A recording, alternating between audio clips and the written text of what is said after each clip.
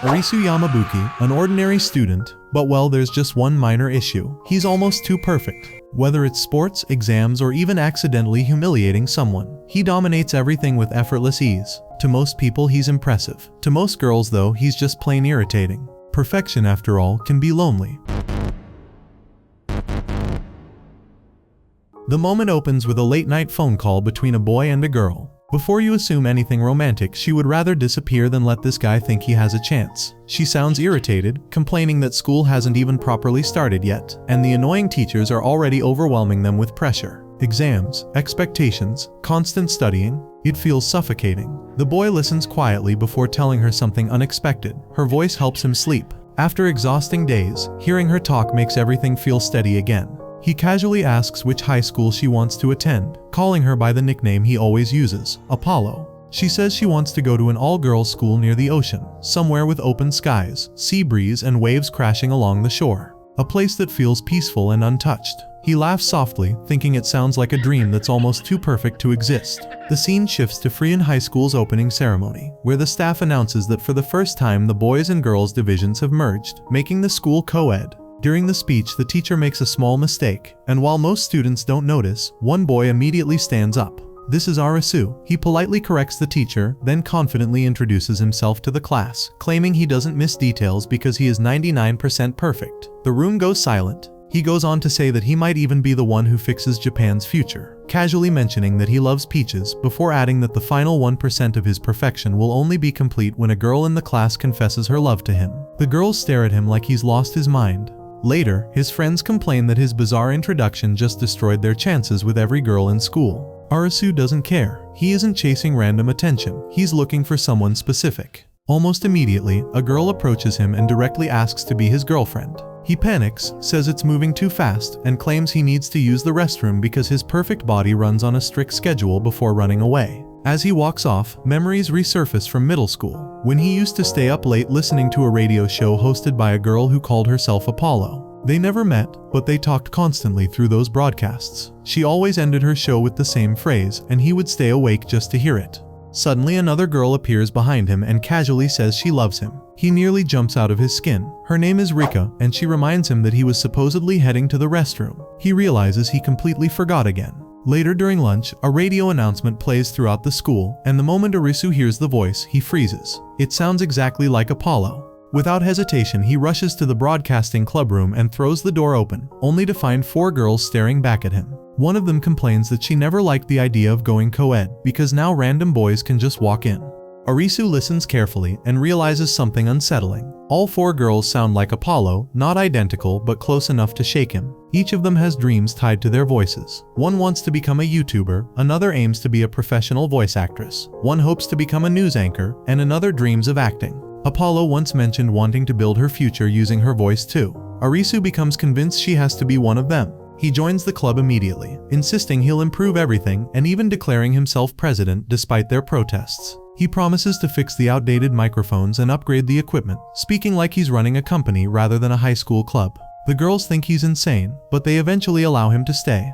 Then something completely unexpected happens. All 4 girls lean in and whisper, "I love you," into his ear at the same time. Arisu freezes, bolts out of the room, and stands outside trying to steady himself. The phrase, the tone, the timing, it's exactly how Apollo used to say it during her broadcasts. Shaken but determined, he decides to observe each girl carefully. Shinobu is elegant and disciplined, the vice president of the student council, treated like royalty by the entire school. When she struggles during a broadcast, Arisu quietly supports her without drawing attention. Nani practices dubbing manga scenes, chasing her dream of becoming a voice actress, and Arisu remembers Apollo mentioning that same series. Iko experiments with live streaming but shuts it down quickly, still building confidence. Each girl is talented, yet each carries subtle insecurity. As Arisu spends more time in the club, he shifts from arrogant perfectionist to quiet supporter, helping them grow while secretly searching for the girl he once knew. But just as he feels like he's getting closer to the truth, the girls suddenly kick him out of the club and tell him not to come back. Standing outside, he hears their voices again, and for a brief moment, it feels like Apollo is right there, hiding in plain sight. Close enough to hear, still refusing to reveal herself, leaving Arisu confused, determined, and more certain than ever that he's finally close to finding her. For a brief moment, Arisu considers simply asking which of the 4 girls is Apollo. It would be easier, faster. But if she chose to hide her identity, forcing her to reveal it would defeat the point. So he makes a decision. He won't push, instead he'll help all 4 of them chase their dreams. And somewhere along the way, the truth will reveal itself. The next morning, he shows up with a new plan. If they want stronger voices, they need stronger bodies. From now on, they're training at 6 a.m. daily. Nani complains that 6 is inhumane. Iko says she would rather stay home and eat ice cream than jog. Then they notice something terrifying. Arisu is already running ahead of them, effortlessly. He's faster than all of them, even while pushing them to their limits. After what feels like an eternity, he finally announces that the warm-up is complete. The girls nearly collapse because what he calls a warm-up feels like a life-threatening marathon. Nani laughs and asks who appointed him their coach when they barely met him yesterday. Arisu answers without hesitation. He is perfect, therefore he is qualified for everything. Shinobu quietly admits that ridiculous as he sounds, he is genuinely trying to help. Rika challenges him instead. Their dreams are all different. How can he judge their abilities? Has he even experienced what they're aiming for? Arisu calmly replies that if perfection exists, it exists in him. Still, even perfection requires balance, so breakfast comes first. After showers and reluctant agreement, they head to eat. Arisu distributes notebooks outlining customized plans for each girl. Iko must audition for a VTuber agency. Shinobu needs to complete additional training to refine her anchoring. Nani receives an overwhelming list of literature to sharpen her reading skills. Then he turns to Rika. If she wants to grow as a singer, she must write her own songs, perform them publicly, and sell 50 CDs to build confidence. Rika stares at him unimpressed and asks a simple question. Has he ever even played an instrument? He admits he hasn't. Unless whistling counts. She calls him out immediately. If he's never struggled with music, how can he understand it? For the first time, his confidence cracks slightly. He insists that growth requires action regardless of fear. She asks if he's ever felt nervous. He says no. Words like impossible and nervous don't exist in his family. Rika mutters that he talks big for someone who has never tried. That comment lingers. Later that week, Arisu attends Rika's mini concert at school. She admits before starting, she still gets nervous, even after doing this countless times. The vulnerability reminds him of Apollo. When she begins singing, her soft voice mirrors those late-night broadcasts almost perfectly. For a moment, he forgets why he came. Afterward, he apologizes for earlier and praises her performance. If she can sing like this here, she can perform anywhere. She rolls her eyes and walks away, refusing to be lectured.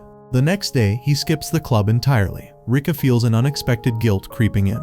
Maybe she was too harsh. When she finally finds him, there's a crowd gathered. Arisu is awkwardly attempting to play guitar. It's messy, clumsy, and clearly new, but his fingers show signs of overnight practice. He actually tried. Rika steps in beside him, calming the noise, and they play together. He's still bad, but he's trying. Later, she praises his confidence. He repeats that nervousness doesn't exist in his family. To test him, she suddenly hugs him. This time, his composure cracks. He freezes. She smirks, so perfection does have limits. After that, Arisu shifts focus to Nani. He pushes her to practice kanji and strengthen her articulation, but she insists she doesn't have time. Shinobu notices his growing intensity and asks what he's planning. Arisu questions why Nani seems distant. Shinobu explains something important. Nani struggles to express emotions. When she lies, her ears turn red. It's not anger, it's embarrassment. Curious, Arisu follows her and discovers her practicing voice acting alone in an empty classroom. Her tone is soft and gentle but emotionally flat. He bluntly tells her that if she performs like this, the audience will fall asleep. She smacks him with a book for spying. When he looks closer, he realizes she's rehearsing for an adaptation of a popular manga about a princess in love with a knight. A tragic story where the princess hides her feelings until it's too late, and when the knight dies, she kisses his helmet to preserve her secret love. Nani confesses the real problem. She doesn't understand romantic emotion. She has never experienced it. She can't connect to the character. So Arisu proposes something outrageous. For 3 weeks they will pretend to date. Not for romance, for research. They'll reenact the princess and knight's relationship, so she can feel it. She says she would rather die. He insists it's for her dream and eventually she agrees. The entire school loses its mind as they act like a couple. Hand-holding, public rehearsals, recreating iconic manga scenes. Arisu even lifts her exactly like the knight does in the panels. As the final day approaches, they realize the last scene requires a kiss. Nani is visibly nervous but determined. She prepares herself and approaches him. At the last second, Arisu stops her. She's stunned. After all this practice, why refuse now? He calmly tells her that this scene shouldn't be practiced. It should belong to someone she genuinely cares about in the future. They've learned enough. She doesn't know whether to feel relieved or hurt. She tells him he'll regret it and heads to the audition. When she returns, she's been rejected. Arisu is crushed, convinced their effort failed, but Nani explains the truth. The author had already chosen favorites. The audition was just a formality. It was never about talent. Arisu collapses dramatically like a defeated knight. In a quiet moment, Nani kisses the book cover just like the manga's final scene. He notices, did she just recreate the ending? Did she fall for him? She blushes and deflects the question, teasing him instead. He lifts her jokingly while she protests that she hates him. Shinobu calmly points out that Nani's ears are bright red, which means she's lying. One afternoon, the four girls are in the broadcasting room changing after training. It starts innocently enough. Someone asks if anyone brought a body wipe. Then suddenly one of them freezes. Wait, did anyone lock the door? The answer comes immediately. The door slides open. If this had been any other guy, he would have been finished. Public execution. But Arisu doesn't scream, doesn't panic, doesn't even blush. Why? Well, he's too perfect.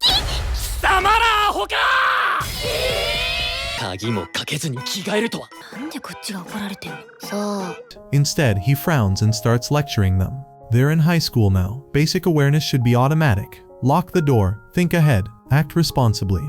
The girls, still half in shock, just sit there listening. Rika quietly asks why he's giving such a long speech. Iko whispers that if they interrupt him, he'll talk for another 10 minutes. Only Shinobu lowers her head and apologizes sincerely. Nane, gathering courage, fires back and asks why he's entering rooms without knocking in the first place.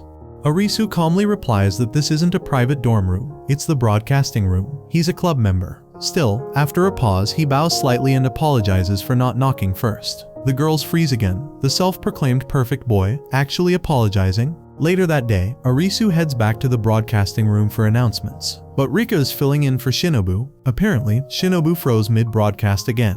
Rika suggests they all go grab something sweet after school. Arisu declines, claiming he has personal business. Rika jokingly says she wishes he'd come. He teases that maybe he would if she begged properly. She refuses. He leaves. As soon as he's gone, Nene stops everyone. They should follow him. The others are confused, but Nini insists. He walked in on them. Even if it was accidental, it's embarrassing. What if he uses that information? What if the perfect guy isn't so perfect after all?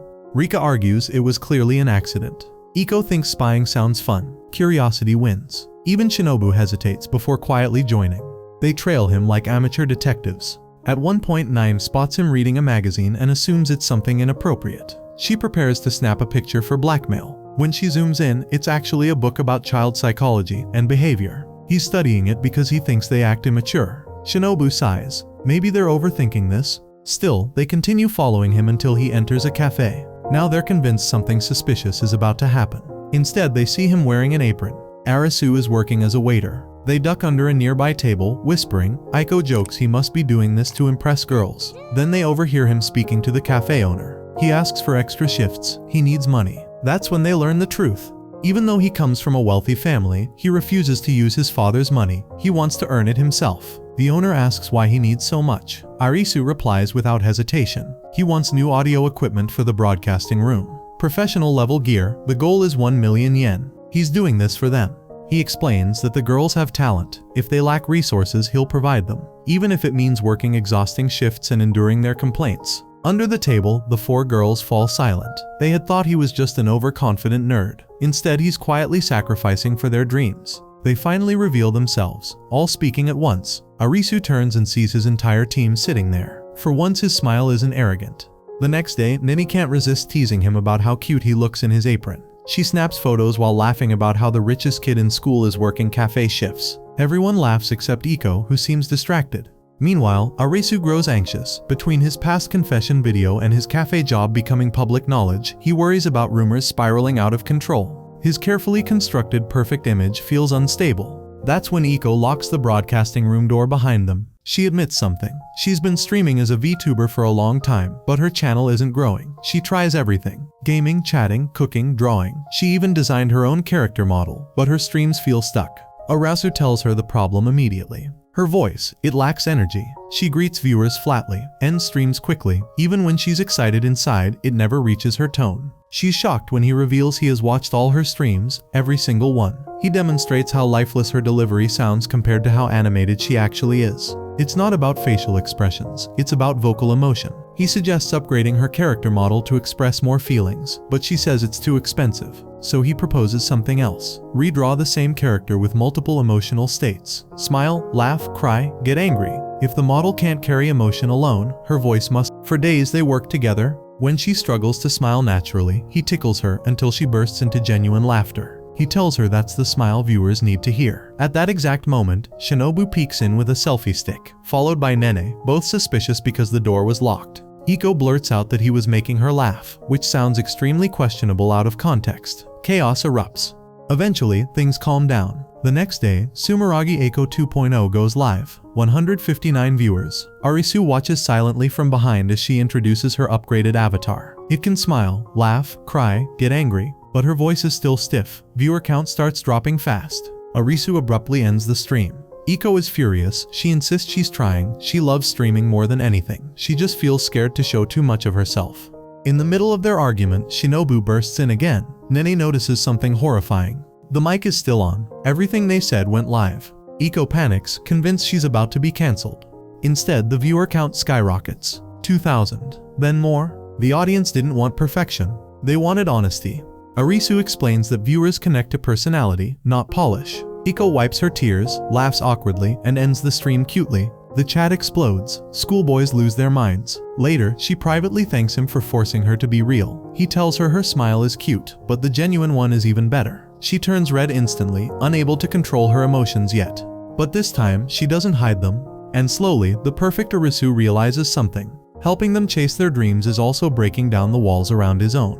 Shinobu sits in the student council room like a true commander. As vice president, she's basically running the school, while calmly explaining that since boys and girls are merged this year, the sports festival could turn chaotic if they don't stay organized. She already prepared notes for everyone, neatly arranged, efficient as always. A boy flips through the documents and suddenly freezes. Why is her photo printed on the sheets? Shinobu stiffens. She accidentally inserted her own face instead of the intended image. Another student admits she made a similar mistake. Shinobu quickly tells everyone to keep quiet while she fixes it, but secretly the boys are thrilled. The school princess just handed out free photos. Everywhere she goes, people rely on her. Homework help, event planning, small favors. She never refuses. She carries the entire school on her back without complaint. When two girls return saying something's missing in the documents, she calmly reassures them she'll handle it. By evening, she realizes she might not sleep at all. She heads to the broadcasting room to assign festival duties. Announcements, commentary, scoring, and scheduling. The list is endless. Rika suggests splitting the workload and writing a proper script.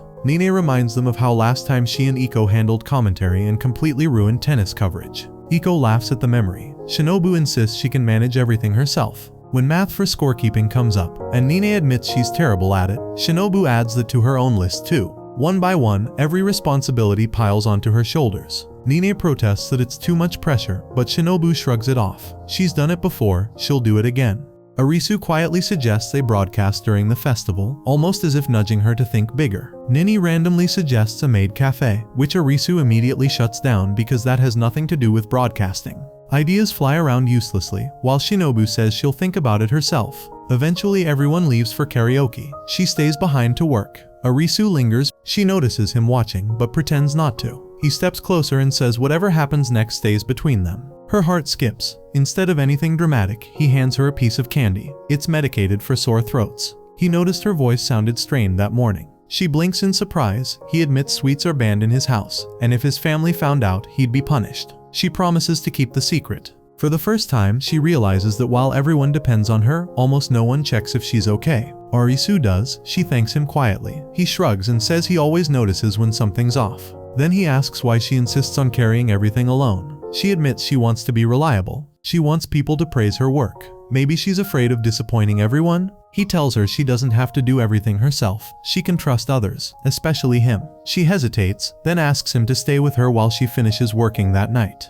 The next day in the library, she tells him to close his eyes. He does, suspicious but obedient. When he opens them, she's holding out chocolate. He reacts like someone just pointed kryptonite at him. His family forbids sweets, especially chocolate. She smiles mischievously, admitting she secretly eats it when stressed. This time she's sharing it with him to show how important her voice is and how much she values his help. He finally understands. They settle in for an all-night work session. Arisu assures her they'll finish quickly because she's working with someone perfect. For once she relaxes. Then he asks why she never speaks honestly about her feelings. She finally opens up. She compares herself to chocolate, made from different ingredients. She feels shaped by everyone around her. The other girls take their talents seriously. Iko pushes her streaming. Rika pursues singing. Nani works toward voice acting. Shinobu spends more time supporting them than improving herself. She wants to become an anchor, but she feels behind. Arisu realizes she's been prioritizing everyone else's growth over her own. She explains that last year's festival nearly collapsed because mistakes piled up. Nani misread sports names. Iko damaged the equipment. Rika got sick, so she decided this year she'd control everything herself. It's her final year in the club. She wants it perfect. Arisu's tone sharpens. He tells her she's been hiding behind responsibility. Being reliable doesn't mean sacrificing her own dreams. She nervously asks why he sounds like her father. He promises he'll support her studies and her voice training. She's not inferior to the others. She simply hides her talent instead of showing it. She admits she even considered leaving the club because she felt inadequate. To prove his sincerity, he breaks his family rule and eats the chocolate she offered. Neither of them speaks afterward, but the meaning is clear. Festival day arrives. The broadcasting club unveils Shinobu's idea. 2 cups connected by a string like a handmade telephone. At first, everyone laughs. Then they understand. It symbolizes connection. Voices traveling between people. It's simple, but it works. Arisu dominates the opening race, leaving the crowd stunned at how fast he is. Immediately after crossing the finish line, he jumps into commentary, smoothly guiding the event while the others struggle to keep up. Next comes the scavenger hunt. Participants draw slips of paper listing strange tasks. One says bring the person you trust the most. Another has a different mysterious instruction. Chaos spreads across the field as students scramble.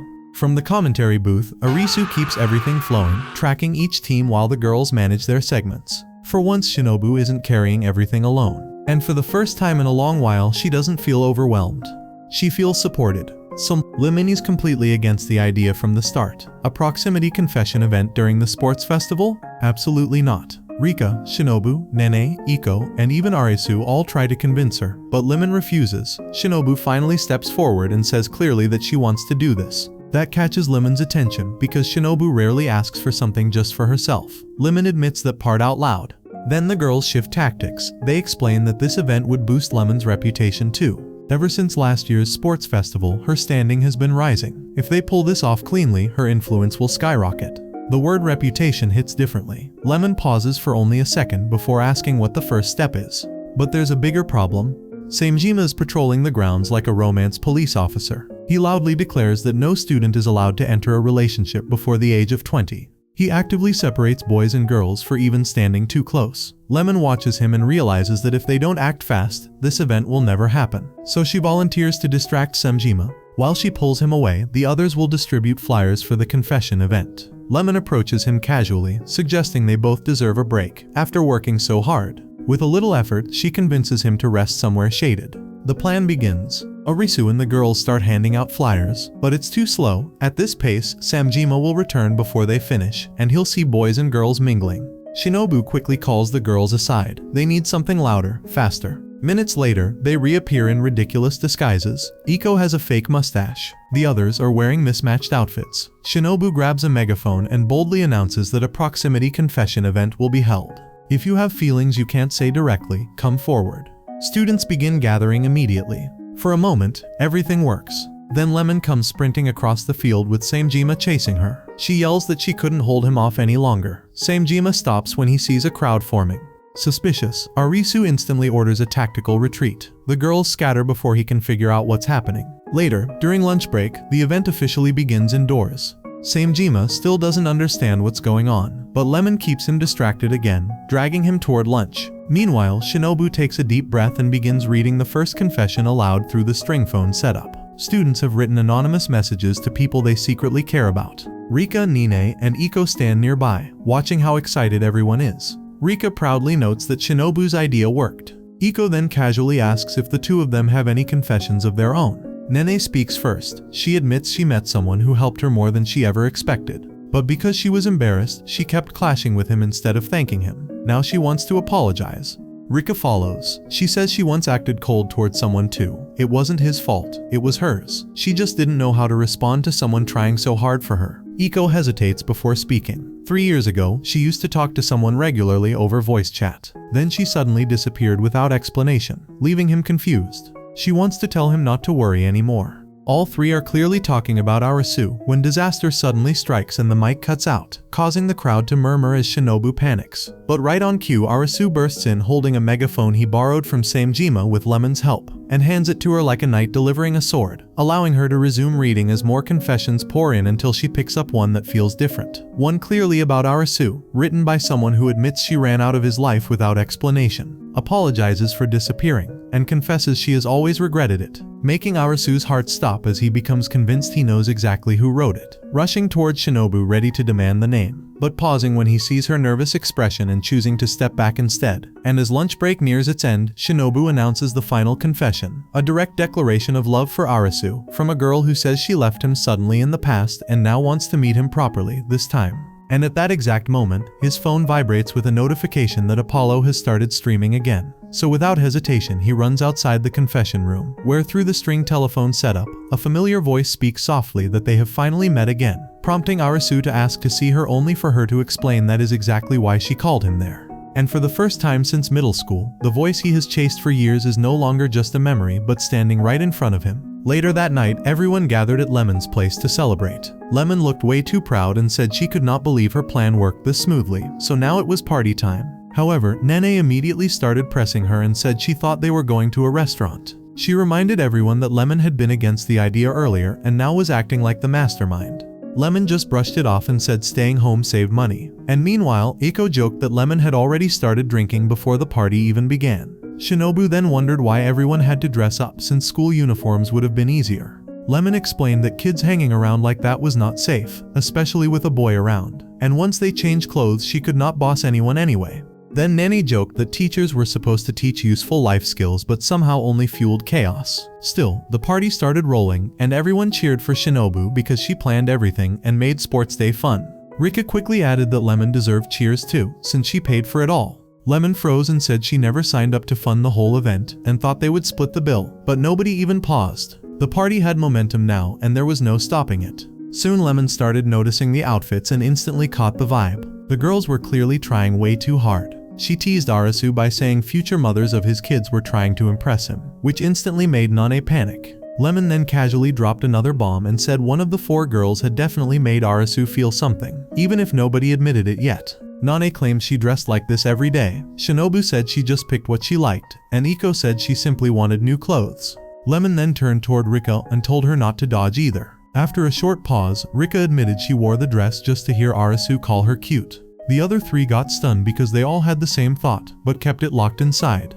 Meanwhile, Arisu was fully knocked out after running around all day helping everyone, especially Shinobu. Nene quietly said that 5 pretty girls in one apartment while he slept felt unreal. Rika walked over and tried waking him, saying she wore the dress only for him and would never wear it again. But he stayed out cold as the world owed him sleep. Lemon then said they should just go grab food outside because she refused to cook for a whole squad. The others quickly said they had errands too, so the 4 girls left together. After some time, Iko came back first with a box in her hands. She noticed the apartment was empty and realized she had returned early. Then she quietly lay down beside Arisu and stared at him while he kept sleeping, as if nothing mattered. Her head was full of questions, especially about him and Shinobu. That hug earlier had been stuck in her mind, and lately those two had been spending a lot of time together. She started wondering if he liked Shinobu or if something was quietly happening behind the scenes. She even wondered if Shinobu had already tried to kiss him. Right then, Nene suddenly appeared at the door, pretending she saw nothing and rushing inside while loudly saying she forgot her wallet.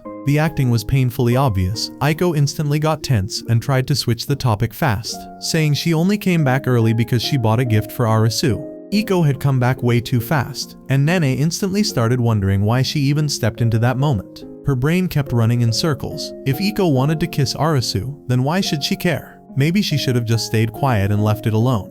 However, Iko quickly noticed the weird tension and started suspecting that Nene had seen something. So she asked directly. Nene, being terrible at lying, rushed to deny everything and said she saw nothing and heard nothing because why would she even listen to random moments like that?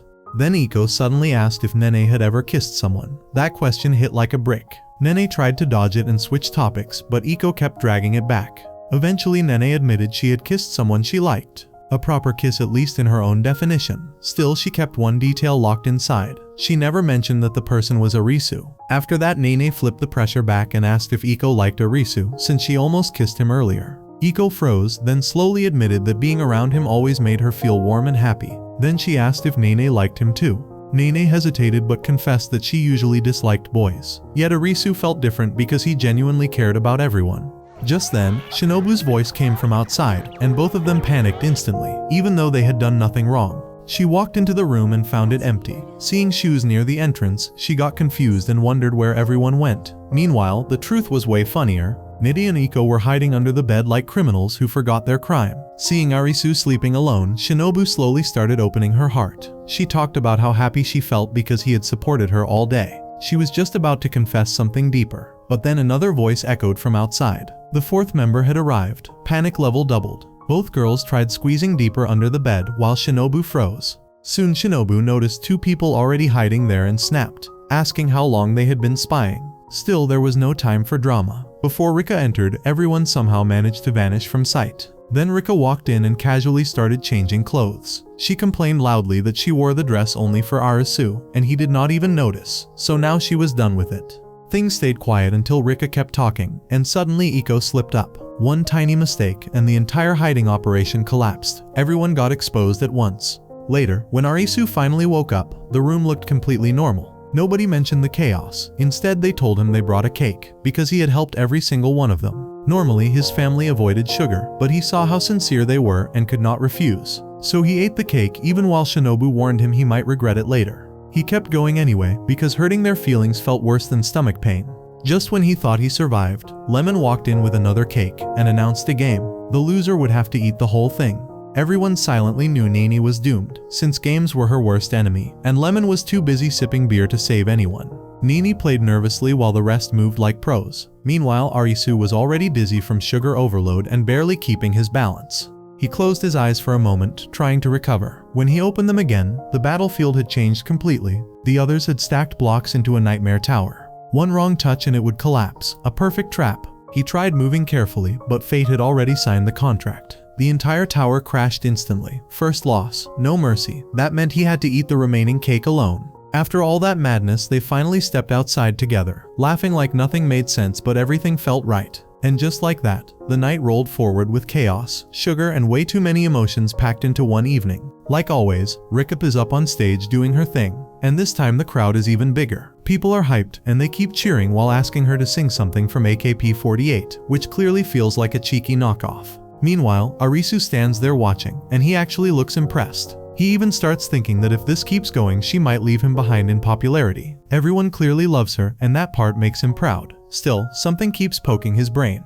Rika is no longer singing her own songs. Instead, she is only doing covers, and that feels strange. Then Arisu notices a weird girl in the crowd. She is staring at Rika with a cold look that almost feels personal. The moment Rika notices her, the vibe shifts. She suddenly stops singing and wraps up the concert early. Arisu quickly connects the dots and decides to follow that girl. However, she keeps walking like he is invisible. That hits his ego a little, so he starts doing random goofy stuff just to get noticed. Eventually, he almost pops a balloon near his own face, and that finally makes her stop. She agrees to talk, probably just to stop the chaos. Arisu jokes around and acts dramatic while the girl stays calm and straight. She makes it clear she is ignoring him on purpose because he is annoying. So he drops the act and goes direct. He asks why she looked disappointed at Rika. The girl says talent is not the issue. The songs are not Rika's anymore, and that makes everything feel empty. Anyone can sing covers and people will move on fast. Then she adds that Rika used to write her own songs, and that is why watching this version hurts.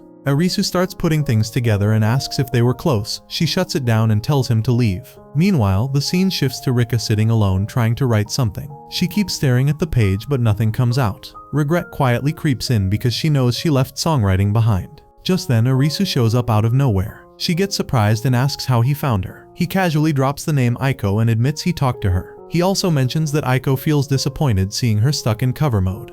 Rika gets defensive at first. Still, she quickly flips the mood and offers a deal. If Arisu beats her in karaoke, she will spill the truth. He accepts instantly because pride refuses to sit down. However, he adds one twist. She has to sing and dance together. Deep down, he thinks pressure will mess with her rhythm. At first, she does struggle and looks nervous. Yet slowly she relaxes and starts owning the stage again. She sings and dances smoothly, and somehow looks more alive around him. Now the pressure slides onto Arisu. The rules are simple: win and get answers, lose and become her personal puppet. Her score pops up, and it is a brutal 95.9%. So Arisu steps up and picks Fly Me to the Moon. He chooses it for a reason tied to her past. He sings with full heart, but the machine only gives him 75%. His pride refuses to accept that, and he silently blames the machine like it betrayed him.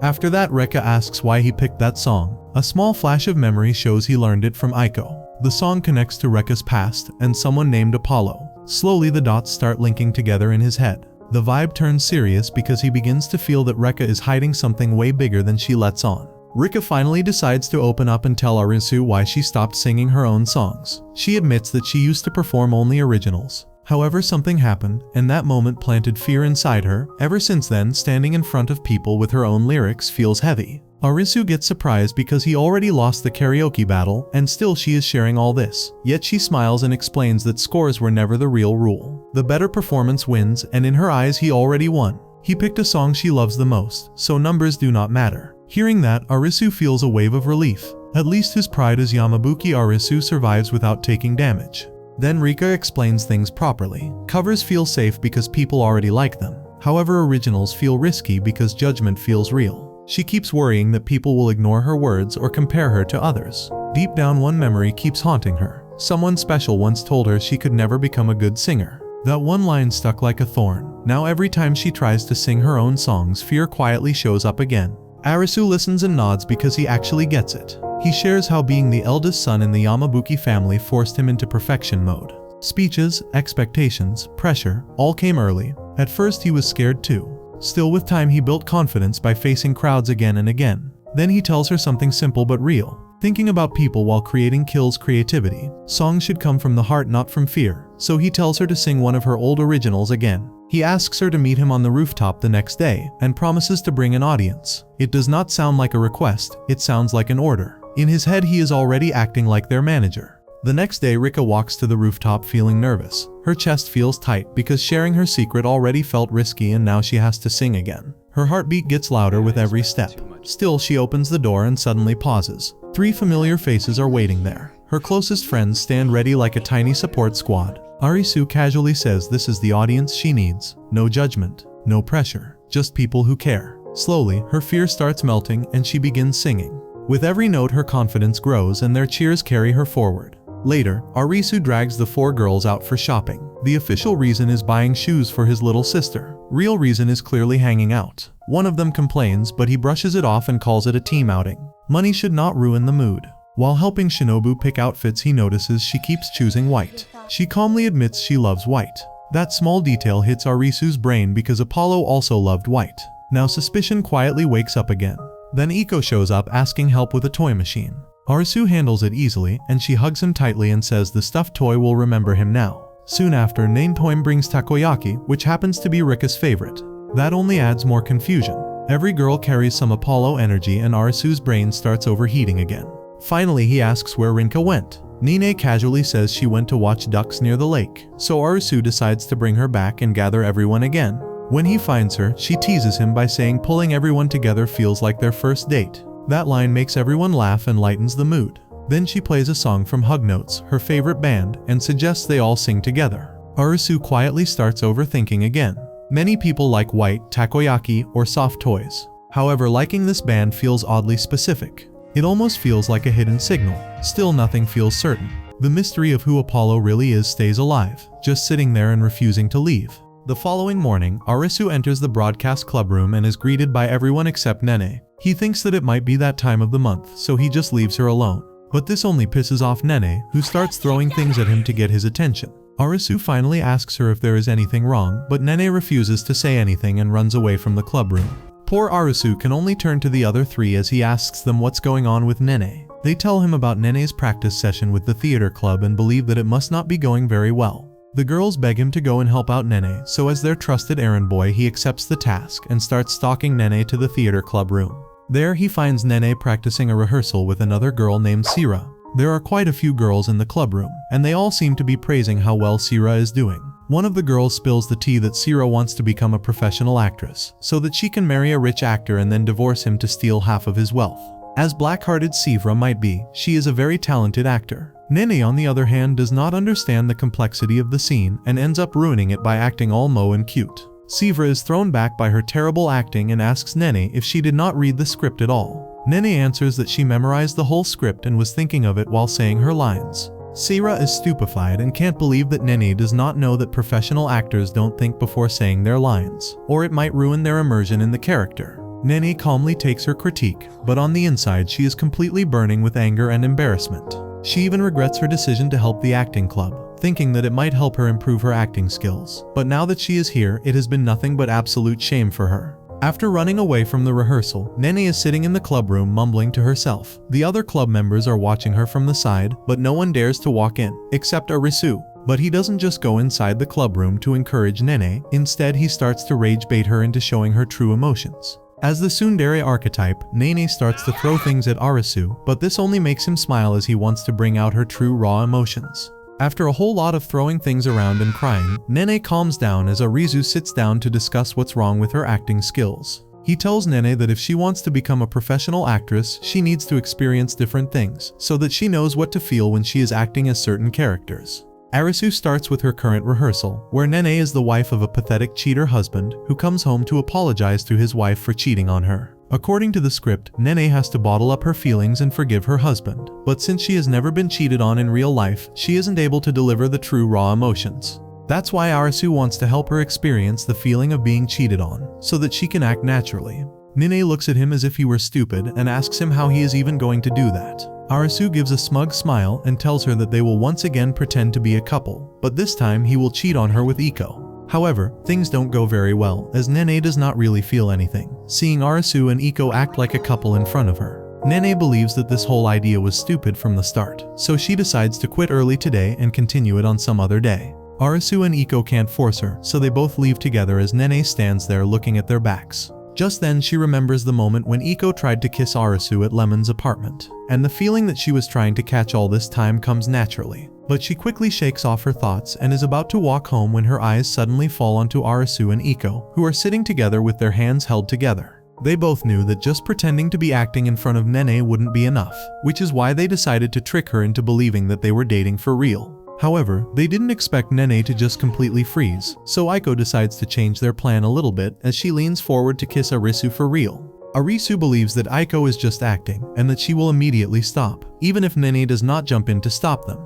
But fortunately for all the girls and unfortunately for Iko, Nene cannot bear to see them like this and quickly jumps in to stop them. She immediately starts acting flustered and tells them that it's wrong for them to kiss on the school grounds. The other girls who were watching nearby also rushed in to stop the drama, as they calmed down Nini by telling her that it was all just a trick to bring out her real emotions. Nene is far too embarrassed to stay there any longer and runs away, prompting Shinobu and Rika to chase after her. Meanwhile, Arisu and Iko grab a drink as they also feel quite tired after doing all that drama. Arisu tells Iko that he was afraid that she might have really kissed him, to which Iko smiles and brags about her superior acting skills. Iko on the other hand asks Arisu if he ever kissed Nene. Arisu answers that he has not, and asks if Nene said otherwise. Iko shakes her head, but since she is still salty about not getting her kiss, she decides to make up with an indirect kiss on the soda can instead. Later, Nene goes back to the theater club room, and this time her acting is flawless. Despite her not using the exact lines from the script, Sira believes that choosing Nene was the right choice. Nene feels happy to hear praise from Sira, so she decides to thank Arisu for it.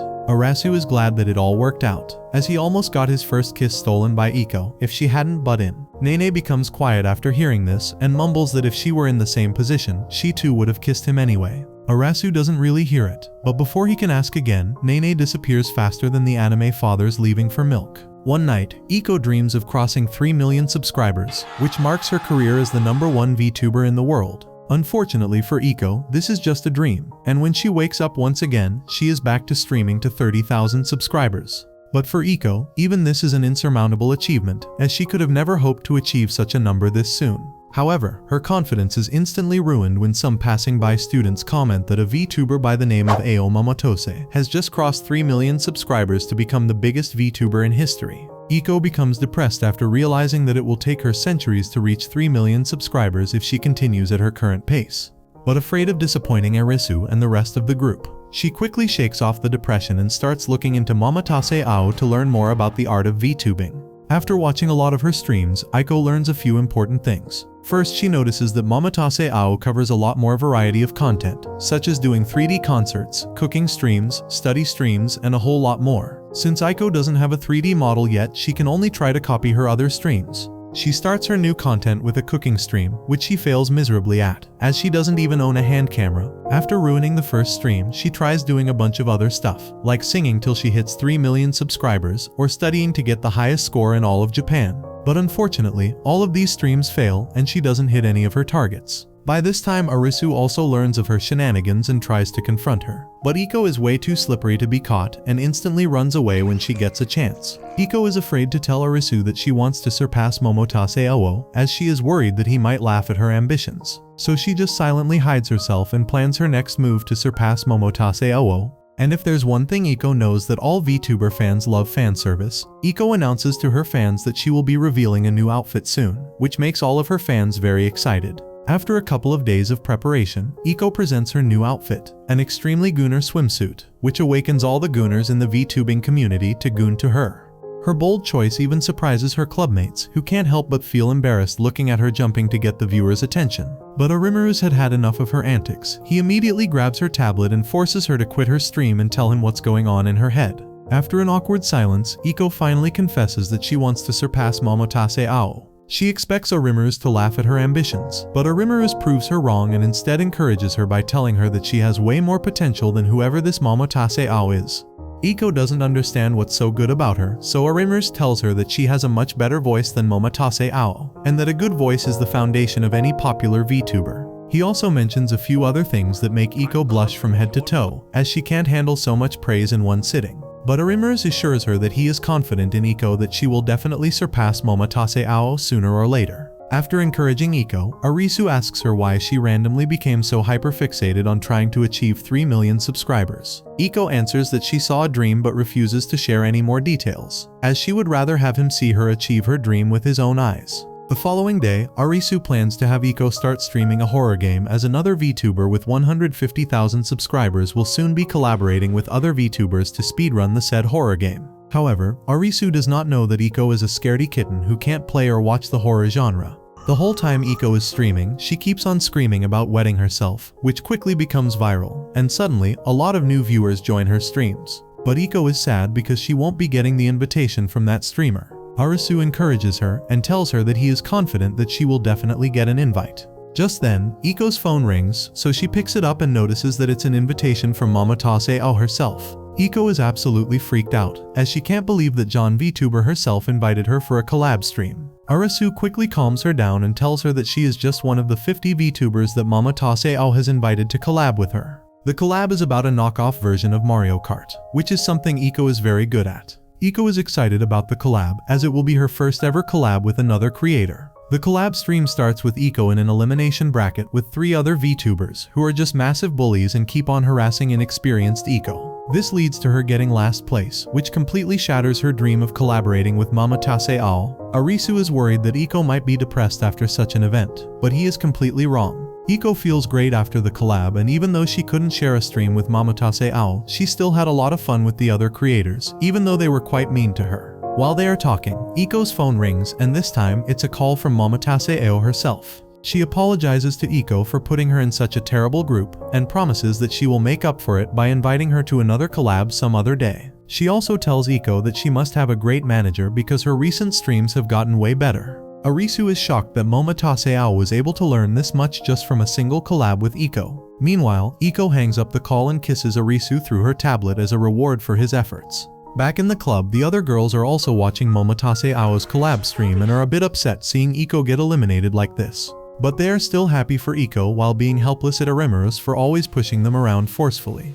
A couple of days later, the whole school is excited as the broadcast club will be doing their lunch segment, but this time with brand new equipment that Arimuru worked so hard to buy for them. While they are getting ready for the lunch broadcast, the boys are cleaning their ears as they are excited to hear their beautiful voices. The girls, on the other hand, hand out snacks and encourage the girls with their kind-hearted words. Their support makes all 4 of them very happy as they get even more excited for the upcoming segment. Nentle, who skipped lunch, feels a bit grumpy as she is afraid that her stomach might rumble during the lunch broadcast. Shinobu starts the broadcast with an announcement about their new equipment. After the announcement, she starts their new lunch segment in which the 4 friends give love advice. Shinobu picks random questions from their school's fan page and then broadcasts them to the whole school. The first question is from a female student who wants advice on what to do with her boyfriend, who is cheating behind her back. All the girls have different opinions. Rika suggests that she should just break up with him, while Nene, being the menace she is, recommends that the female student cheat in return for payback. All the students in the cafeteria discuss their answers as they present their own opinions as well. Arisu's friends ask him why he is not with them in the broadcast room, to which he answers blatantly that he sucks at romantic topics. Back to the broadcast, Shinobu reads the second question, which is from another female student who is unsure whether her crush is in love or not because whenever she stares at her crush's face, they look away bashfully. This comment touches the heart of many young maidens who have felt similar feelings in the past. Even Shinobu is left silent for a while as she remembers her own experience with Arisu in the classroom. Even the thought of it makes her blush as she blurts out that the female student has a chance at asking her crush out.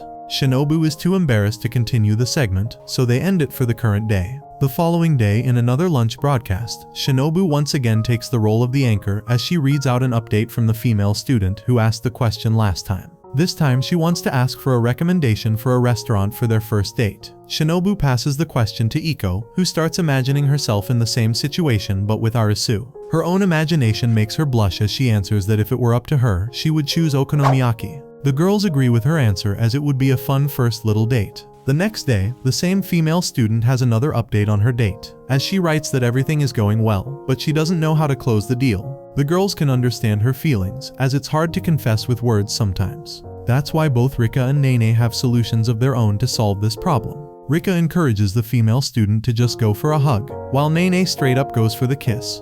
Rika calls Nane too shameless for directly going for a kiss, but Nane corrects herself and replies that she only meant a kiss on the cheek. They both start to argue with each other, which makes Iko worried, who suggests Shinobu turn off the mic, or the students might hear some truly unpleasant stuff.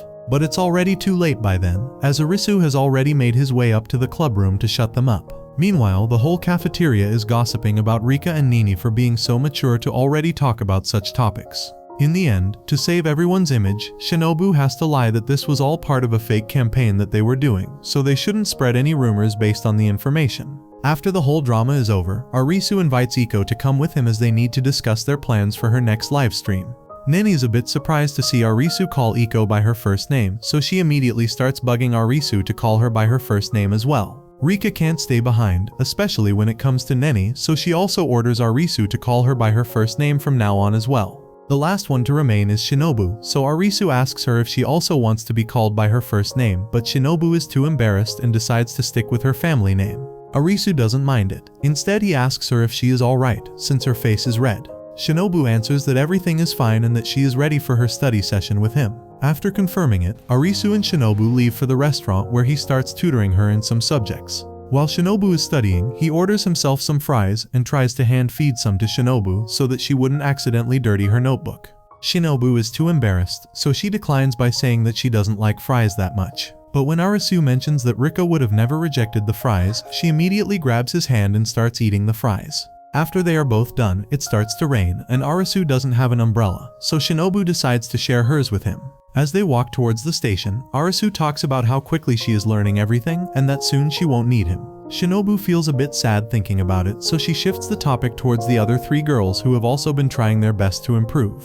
Arisu is also happy with their progress and hopes that they will continue at the same pace. Shinobu, however, feels left out, as she is the farthest away from them. But she still hopes to catch up to them one day, and so when the day comes, she will be ready to have Arisu call her by her first name as well. A few days later, Arisu and the broadcast club girls head to a plant shop to buy a nice-looking plant for the club room. After spending a lot of time, they finally decide on a plant named Pachira, which is known for its 5-leafed stem. Rika feels that it's perfect for their club as there are just 5 of them there, completely forgetting Lemon as if she doesn't even exist. After buying the plant, they are on their way back, when suddenly Rika stops as she hears a familiar song being sung in the back of an alley. She quickly apologizes to the group and runs away to see who is signing it. Arisu and the rest of the girls don't chase after her, as they know that it must be something personal. Meanwhile, Rika arrives at the back alley and notices that it's her friend Aiko who's singing the song. Unfortunately, she doesn't have a big crowd, as only one guy is listening to her, who quickly leaves after realizing that Aiko isn't very good at singing.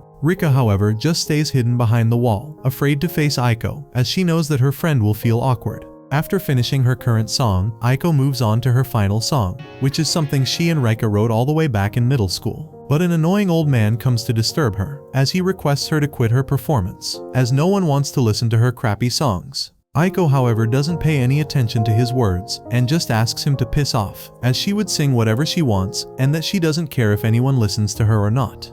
The grumpy old man leaves after realizing that Aiko won't be moving away, which gives Aiko just enough time to finish her last song. But before that, she introduces the song and the story behind it. She mentions that it was a song that her best friend wrote with her, and they even managed to send it to a record label. The record label answered back, but they only wanted the vocal singer and not the co-writer who wrote the lyrics. Aiko was happy for her best friend, as she had the talent to become the best singer in Japan. But unfortunately, her best friend suffered a setback, which caused her to become traumatized and quit her music career before it even started. But Aiko hopes that she will recover soon and make it to a grander stage and make them famous with the music that they wrote together. Rika feels motivated after hearing Aiko's speech and decides to finally write an original song for her new album. The following day at school, Arisu is brainstorming about ways to cure Rika's trauma when suddenly he hears commotion outside and notices that Rika is performing in front of the students, but this time with her original songs. At first, some of the students are a bit alienated, but after hearing a few choruses, they start liking her vibe. After Rika is done with her performance, Arisu congratulates Rika for overcoming her trauma, to which she thanks Aiko and him for pushing her this far. Later at the club, Arisu informs Rika that since she is back into the game, he has booked a place in the arena for her to do her first real street performance. However, Rika is still a bit unsure because out of the 5 songs for her album, she is still missing the last one as she can't decide whether to write it or not. Arisu tells Rika that he is willing to do anything for her if it means that she will be able to write the final song. Rika accepts his offer and invites him to meet her at night at the beach to talk about her final song. Later at night, Arisu sits beside Rika at the beach, where she feels nostalgic, as this was the place where she used to write her own songs back in the day. She tells Arisu that she is feeling a bit complicated about her final song, as it's something that she wants to say to the person directly for whom she is writing the song. Arisu believes that she must be writing this for Aiko, so he asks her what it's about and if she can put it into words. Rika answers with a straight-up "I love you," which catches Arisu off guard as he didn't expect Rika to swing that way. Rika doesn't know what kind of misconception she has created, so she continues with how she wants to express her feelings to this person, but she feels that it's somewhat of an achievement to do it in such a way. Arisu, on the other hand, yells at Rika for being so greedy, as she has 1 in a million talents that she can use to express her feelings to other persons, so why should she waste it? Rika asks Arisu if he would feel happy if someone expressed their feelings to him through a song. Arisu answers that he would feel very happy, which finally puts Rika at peace, as she decides to write another song for now, as she would rather save this song to directly sing it to that person when she becomes a successful artist. A few days later, Rika arrives at the park with Arisu, who tells her that this park is a haven for independent music artists who want to make it big. He mentions that Celestial, a fairly new band, made it very big right at this park last year. Rika is both excited and worried as she sets up her gear to start her performance. She starts with her first original song, but no one pays any attention to her, which causes her past trauma to resurface, which ruins the flow of her singing. Arisu shouts at her and asks her to look beside her, and there she notices the broadcast club girls who are hiding behind bushes to listen to her secretly. Rika can't help but foolishly smile as she remembers that she specifically asked them not to come to her performance, or she won't be able to ever break from her curse. But now seeing them here, she feels encouraged and starts singing her new song without letting the first one destroy her spirit. The second song goes great as a lot of people gather around to hear her. In the middle of the crowd, Rika can see the shadow of her past self, listening to her favorite indie band when she was just a child. As Rika finishes her second song, a young girl approaches her and requests a CD of her album. Seeing the young girl, other music enthusiasts start buying the CDs as well. This was supposed to be Rika's moment, but just then her biggest nemesis yet appears. The same band that debuted in this park makes their appearance yet again. The band is Celestial, one of the biggest indie bands of last year. They are here to celebrate their first anniversary. The crowd that Rika worked so hard to gather immediately disperses as they rush to hear the famous Celestials. Rika is heartbroken to see this and starts feeling lost. Arisu also feels guilty for not considering such stuff when booking this place for Rika. He wants to take all the blame as he knows that Rika is not at fault here. Rika feels terrible, but she still chose to finish her songs, so even though no one is listening to her, she starts to sing her third song of the album. While she is singing, Rika starts thinking about everything that she has been through, and how despite Aiko and everyone else pushing her this far, she still managed to disappoint them. Unknowingly to herself, Rika starts to cry, and her voice starts getting all mushy. Arisu can't bear to watch her like this, remembering his promise that he will cheer her up if anything goes wrong. So he immediately grabs the light sticks and starts waving them around. Rika can't help but laugh because of how cringe he looks. Seeing her laugh like this makes Arisu content as he knows that his trusty light sticks fulfilled their purpose. Arisu tells Rika that it's not her fault that Celestial appeared here all of a sudden, so she shouldn't feel down because of it. Coincidentally, Aiko also arrives just then and tells Rika to stop acting like a whiny child and just sing her songs. Rika is surprised to see Aiko here, so Arisu tells her that she happened to pass by when he was distributing flyers for her performance and got one from him.